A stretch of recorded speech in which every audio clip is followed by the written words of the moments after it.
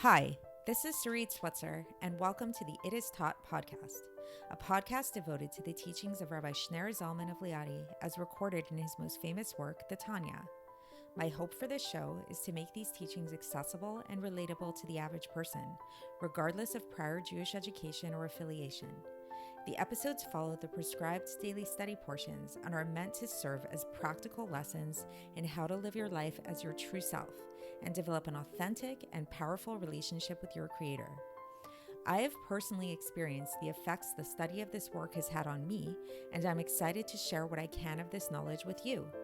So please join me on this journey of learning, self-growth, and connection with your source.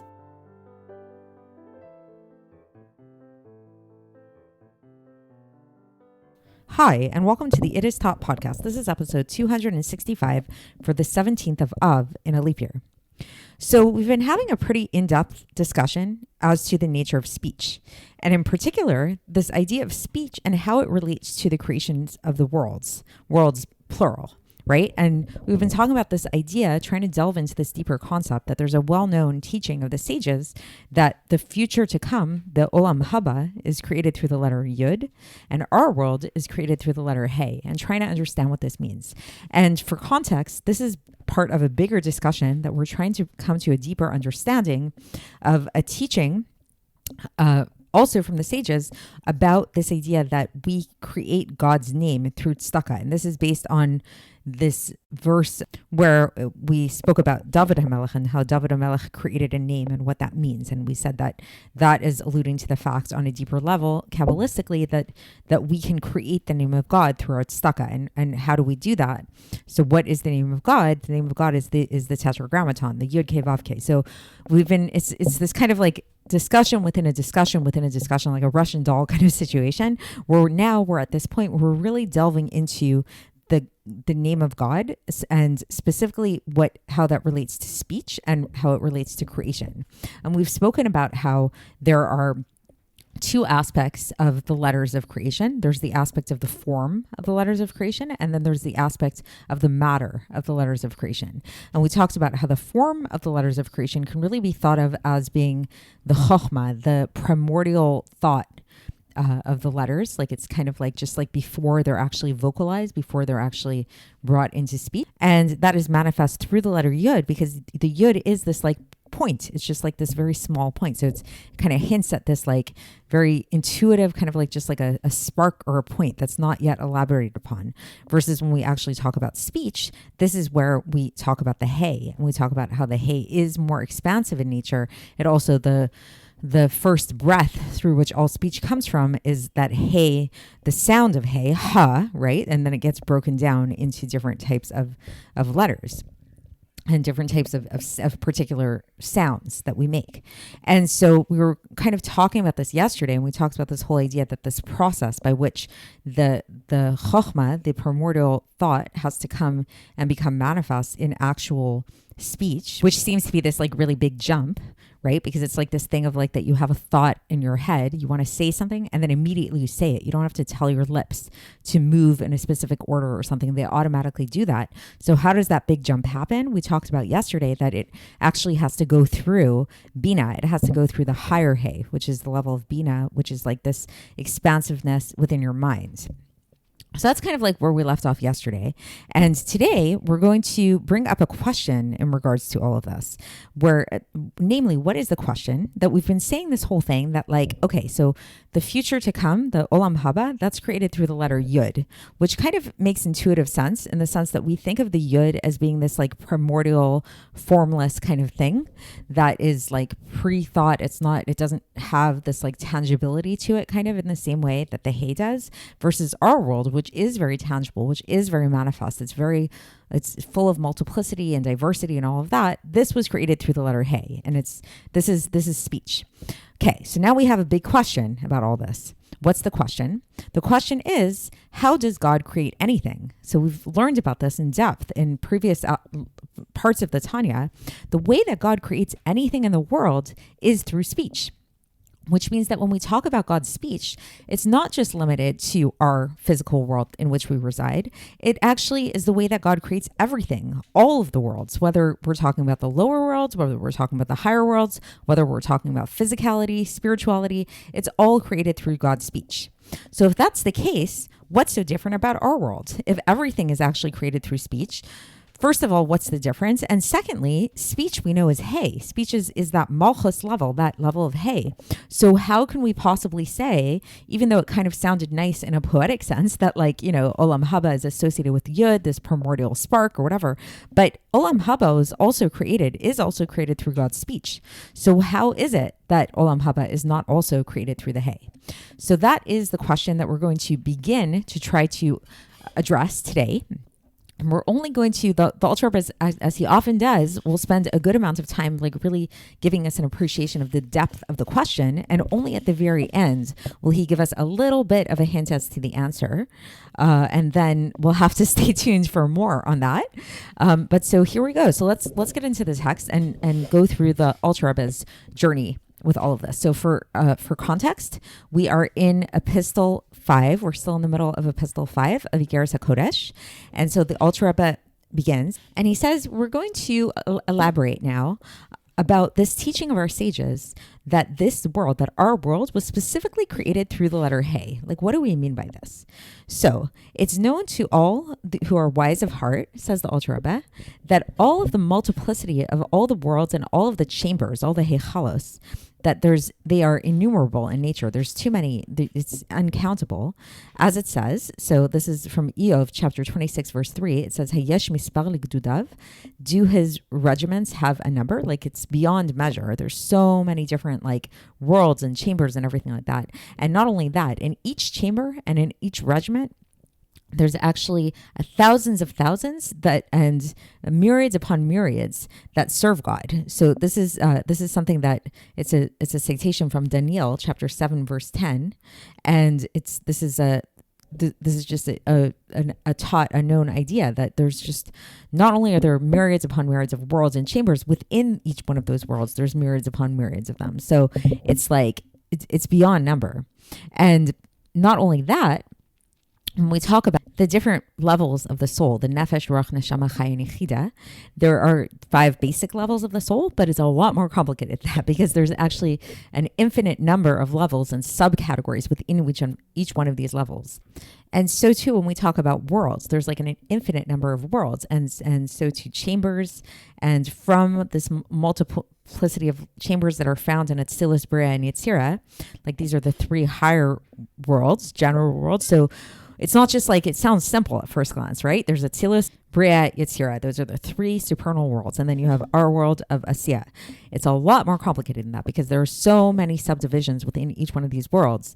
And it's really to infinity. That's when we get into each one of the aspects of these infinite aspects of these worlds, there's infinite numbers within that. So it's we think about all this, the Alter Rebbe is really trying to illustrate to us just how vast God's creation is. That this is, when we think about creation, we think about the creation of the worlds, our world, planet Earth, our specific world that we live in. But God's creation is way more than that, way, way more than that. That's really what the Alter Rebbe is trying to illustrate to us here. And what he wants to remind us of is that all of this infinitude of creation, all of these amazing worlds and chambers and souls and realms and all of that stuff, they all come from the same place. What do they come from? They come from the various combinations of the 22 letters of the speech of God, of the word of God. That then these 22 combinations then become more combinations to an infinite degree. So it's it's all based on these 22 letters that get combined and permutated in all different ways to create everything, to create all of these realms.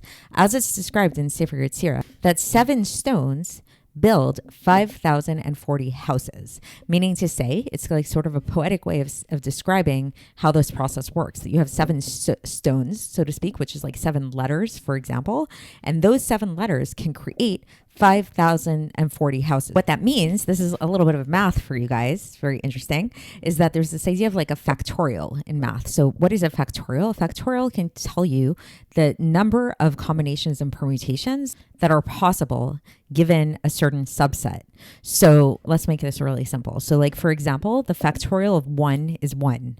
Why? Because like, let's say if you have one ball and it's a red ball, how many ways can you arrange that ball? You can only arrange it in one way because there's only one ball. Now, what if you have a red ball and a yellow ball? So now you have a set of 2. So the factorial of 2, what's that going to be? That's going to be 2.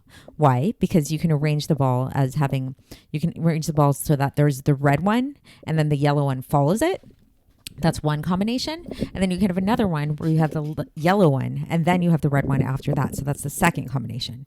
Now, so that sounds boring kind of so far, not so interesting. But then let's say if you have 3, if you have a factorial of 3, this gets a lot more interesting because now we actually have a few different options. And so you can have like, let's say there's a blue ball. So you have a red ball, a yellow ball, and a blue ball. How many ways can you arrange those together so that they are in a set together?